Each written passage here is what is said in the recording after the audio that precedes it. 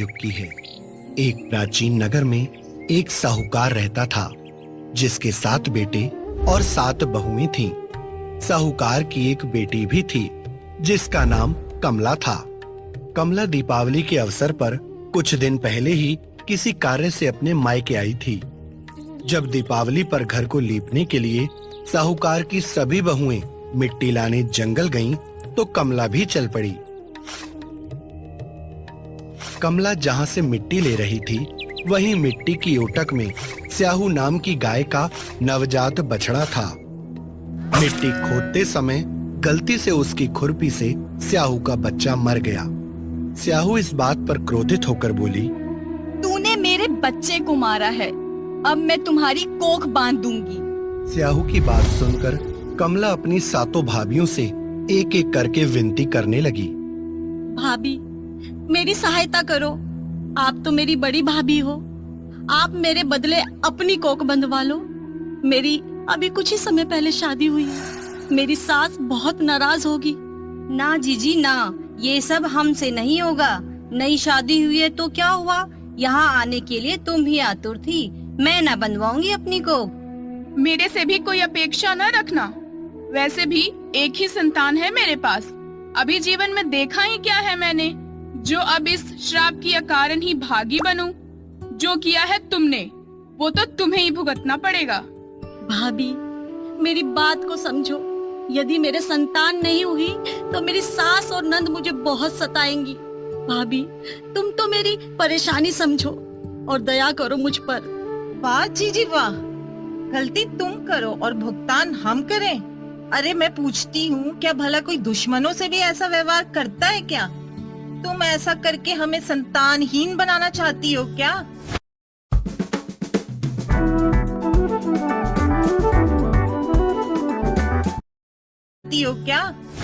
अच्छा, तुम्हारी सास तुम्हें कोसेगी और हमारी सास हमसे बड़ी खुश होगी। क्यों? तुम क्यों अपने किए का दंड हमारे सिर डालना चाहती हो? ना बाबा ना, हमसे नहीं होगा ये, हमें माफ करो। इस तरह 6 भाभियों के मना करने पर कमला रोती बिलखती रही, लेकिन ये सब उसकी सबसे छोटी भाभी से देखा न गया। वो स्वयं माता की भक्त थी और उसकी भी शादी अभी 1 साल पहले ही हुई थी। वो अपनी ननद कमला से बोली, जीजी, आप चिंता ना करो। आप क्यों परेशान होती हो? मैं आपके बदले अपनी कोख बंधवाऊंगी। विवाह का अर्थ सिर्फ पति की सेवा करना ही नहीं होता, बल्कि पति के परिवार को अपना मानना और उसके परिवार के दुख को अपना समझना भी पत्नी का ही धर्म होता है। जब इस परिवार में सुख हम सब मिलकर भोगेंगे, तो आई हुई विपत्ति से क्यों भागना? देखना, माँ भगवती की कृपा से सब सही हो जाएगा। मेरी मंशा पवित्र है। लो, मैं अपनी कोख बंधवाने के लिए तैयार हूँ जीजी। बस फिर क्या था, कमला के बदले उसकी छोटी भाभी ने कोख बंधवा ली। उन्हें जो भी बच्चे होते, वो 7 दिन बाद मृत्यु को प्राप्त हो जाते। इस प्रकार 7 पुत्रों की मृत्यु के बाद उसने पंडित को बुलाकर उपाय पूछा। पंडित ने सुरभि गाय की सेवा करने की सलाह दी। उसने ऐसा ही किया। सुबह सुबह गाय का गोबर उठाना, गौशाला को साफ करना, गाय को नहलाना, चारा देना और मालिश आदि पूरे मन से करती रही। ये सब देखकर एक दिन गाय बोली, बेटी, तू क्यों मेरी इतनी सेवा करती है? क्या इच्छा है तेरी? आज तक मेरी ऐसी सेवा किसी ने नहीं की। तूने तो मुझे प्रसन्न कर दिया। बोल बेटी, कुछ मांगना चाहती है तो मांग ले।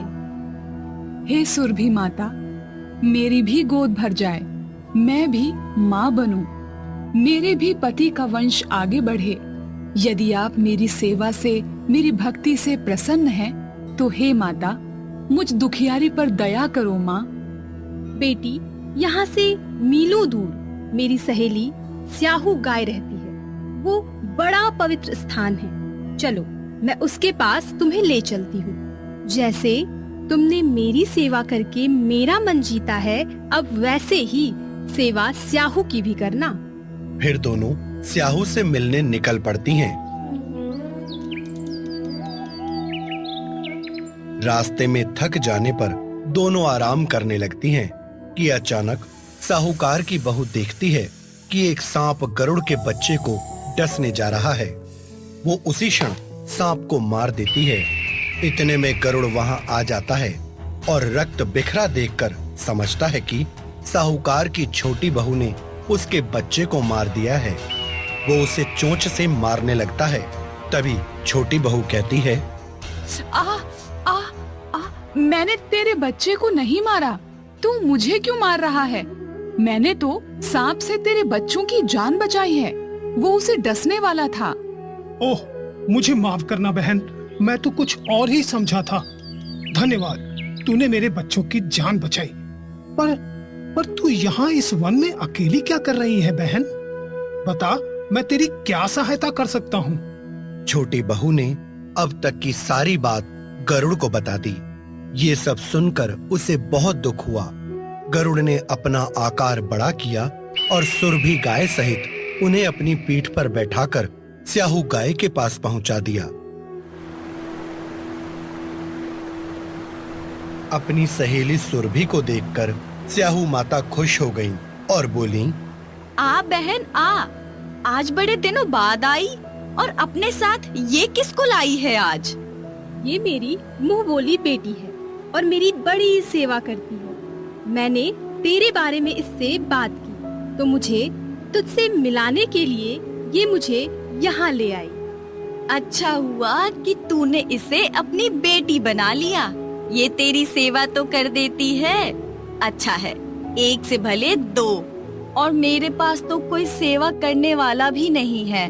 चिंता न करो माँ, मैं अब से आपकी भी सेवा किया करूंगी। जैसे मेरे लिए ये माता है, आप भी आज से मेरी माता समान ही हो। फिर साहूकार की बहू ने स्याहू गाय की खूब तन मन से सेवा की। सेवा करते करते कार्तिक के महीने की कृष्ण पक्ष की अहोई अष्टमी का दिन आया। बेटी, तुझे मेरी सेवा करते करते 2 महीने हो गए। अब तू अपने घर जा। मैं तेरी सेवा से बहुत प्रसन्न हुई। जा, मैं तुझे आशीर्वाद देती हूँ। जैसे तूने मेरी सेवा की, वैसे ही भविष्य में तेरी 7 बहुएं तेरी सेवा करे। तू दूधो नहाए और पूतो फले। माँ, मेरा ऐसा भाग्य कहाँ? मुझसे तो स्वयं विधाता ने भी मुंह मोड़ लिया है। 7 बेटे तो दूर, एक संतान तक नहीं है मेरी। क्यों बेटी, ऐसा क्यों कहती है? माँ, आप मुझे वचन दो कि जो आशीर्वाद आपने मुझे दिया है उससे फिरोगी नहीं। मैं वचन देती हूँ तुझे, जैसा मैंने बोला है वैसा ही होगा। मैं वचन से फिरूं तो गंगा के किनारे कंकड़ी बन जाऊं। अब तो बता, क्यों परेशान है?